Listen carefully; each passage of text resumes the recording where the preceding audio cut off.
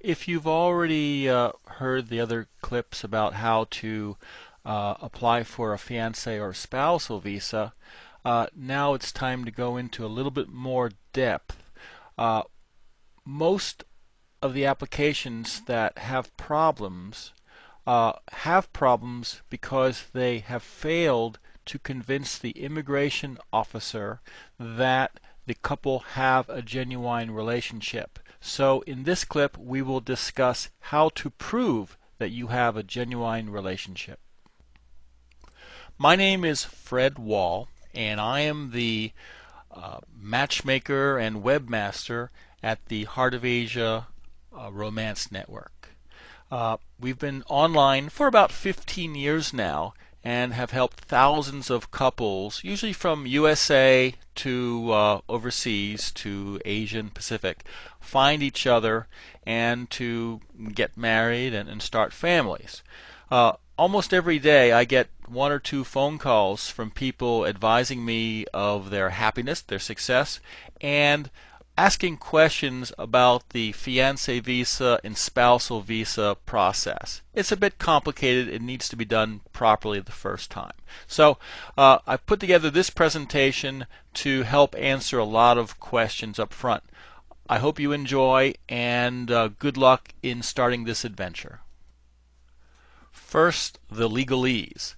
I am not an attorney nor an employee or agent of the U.S. government. So, if you need official advice or if you need legal advice, please go to the appropriate government agency or go to a licensed attorney. Two departments of the government will be involved in reviewing any fiancé or spousal visa petition. USCIS handles it first, and if they're convinced it's legitimate, they will pass it on to the State Department, to the Consular Service, who will also review it, and if they're convinced, they will grant the visa. The mandate of the government reviewers is not to bring happy couples together.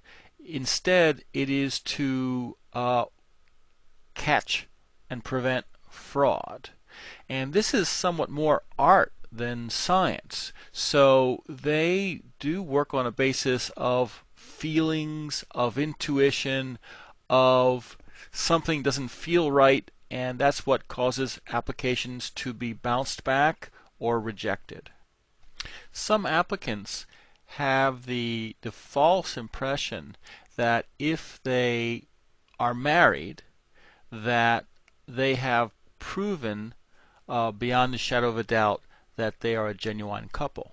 Well, if a couple is married for many years, has a few children, yes, immigration will be convinced they are genuine.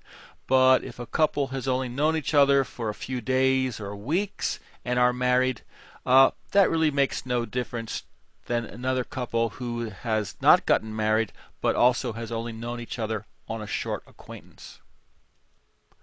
One of the simplest ways to prove a long-distance relationship is to keep track of all the correspondences. You can save emails and letters. Telephone bills are important. Don't use a prepaid card that does not give you an itemized log. Make sure you have an itemized log that shows every single call that you've made. Same as for instant messaging. We're not really interested in seeing all the chit-chat, hello, how are you messages, but turning on logging in your instant messaging will give a history of every time you've logged in, every time you've spoken with your partner. During your courtship, you should be traveling and meeting your partner face to face.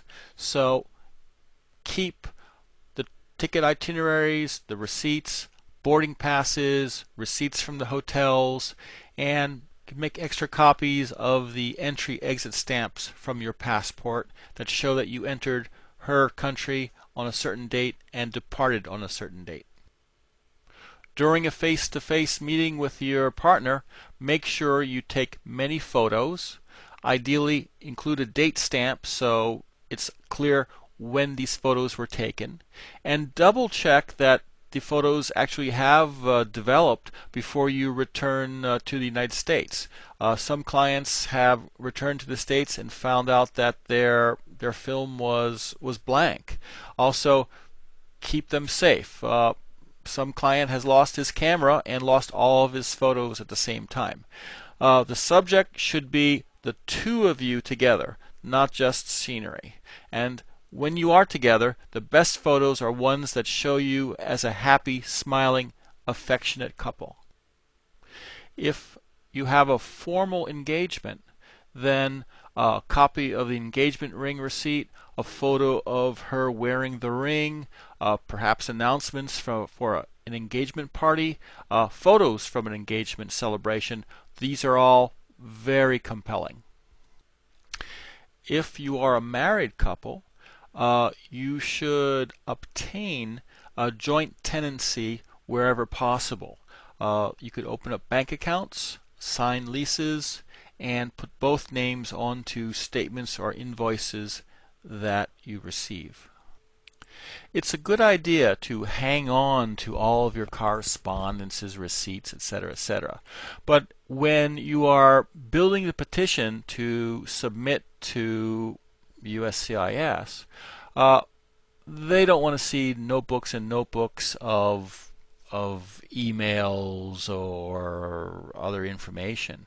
So what you should do is choose like a timeline where if you've known each other for say 9 months, choose some emails from 9 months ago, a couple from 6 months ago, a couple from 3 months ago, a couple from last week. Again, that have substantive conversations, ideally talking about the future. Same thing in photos. They do not need a photo album with 1,000 photos, but 6 to 12 good photos that show you together, ideally spread over time, will be compelling. So pick and choose what's relevant. In addition to documents and receipts and logs, the way to tell your story is literally to tell your story. I always attach a 1 to 3 page letter with every petition that will describe the history of the relationship. It's almost like you had a diary from start to finish of your relationship that you are discussing and relaying what happened. So you should talk about the history of the relationship, when you met, what happened, where you're going. Include a timeline. So you met 9 months ago, you had a trip 3 months ago, there's another trip planned 4 months in the future. Discuss why you chose that particular person. Talk about what you have in common. Discuss what your plans are to be together. There will be some situations where you're already facing skepticism by the immigration reviewers. If your partner is coming from a high-risk country, high risk, I'm meaning where there's a lot of fraud going on, you've only known each other for a short time, or there's a very large age difference between the two of you. In those cases, you should take extra care to demonstrate the genuine relationship. And I usually recommend to my clients, make multiple trips. Go a second or third time. Demonstrate that you are together as a couple. And if the two of you don't speak a common language, it's a good idea to enroll your partner into an English language school and include those receipts in your petition package. If you need assistance to prepare your petition, come to Fiancé Visa Services. For do-it-yourselfers, I offer the service where I will review your package and give you my comments before you submit it to immigration. And finally, also for do-it-yourselfers, I have 2 ebooks, one for fiancé visa applicants and another for spousal visa applicants.